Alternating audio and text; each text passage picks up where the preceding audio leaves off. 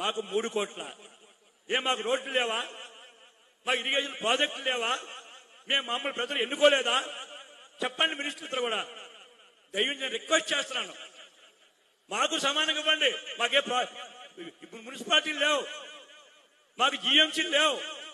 ఉన్నదల్లా గ్రామీణ ప్రాంతం. నాకు కేఎస్ చోడవరం ఎమ్మెల్యే గారిని, మరి మాకు అభివృద్ధి అక్కర్లేదా? మేము ప్రజలకు చెప్పుకోక్కర్లేదా? మేము ప్రజలకు జవాబుదారు కాదా?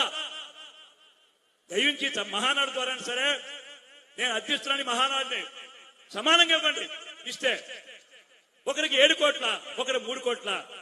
మీకు చెప్పిన తర్వాత కూడా, మీతో ప్లానింగ్ బోర్డులో మాట్లాడిన తర్వాత కూడా, ఇరిగేషన్ లో నాకు వచ్చింది 2 కోట్లండి, మీకు వచ్చింది 6-5 కోట్లండి.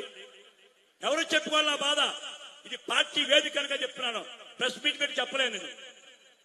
మరి ఈ బాధ ఎలా ఎవరు చెప్పుకోవాలి? మీకే చెప్పుకోవాలా? ప్లానింగ్ బోర్డు చేయంగా మీకు చెప్పాలా?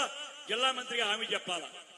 దయించి కోరేది, వివక్ష చేయకండి, మా ప్రజలకు అన్యాయం చేయకండి, మాకు సమానంగా ఇవ్వండి.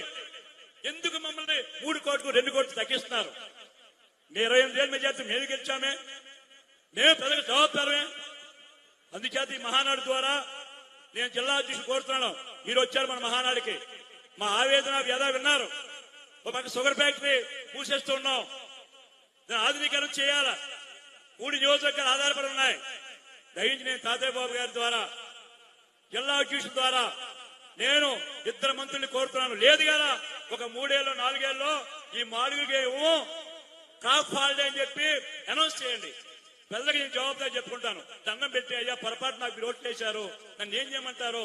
ఆ పెద్దవాళ్ళ వాళ్ళకే ఇస్తారట, నేను చిన్నవాడిని, పార్టీలో కొత్తగా ఎమ్మెల్యే అయ్యాను మీ దగ్గర అని చెప్పి వాళ్ళకి క్షమాపణ కోరుతాను.